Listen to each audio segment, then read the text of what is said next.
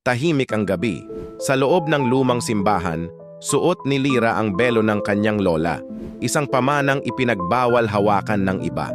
Habang naglalakad siya papunta sa altar, tila may malamig na hangin na sumisingit sa ilalim ng belo na para bang may buhay. Bigla niyang narinig ang mahihinang bulong, parang mga boses na galing sa ilalim ng lupa. "Huwag kang magpakasal," sabi ng belo. Ang boses ay parang nagmumula sa mismong tela, malamig at mapanganib. Napatingin siya sa salamin at nakita ang sarili. Ngunit ang kanyang refleksyon ay umiiyak ng dugo, ang mga matay puno ng takot at pagdurusa. "Hindi ikaw ang una," bulong pa ng belo, "at hindi ikaw ang huli."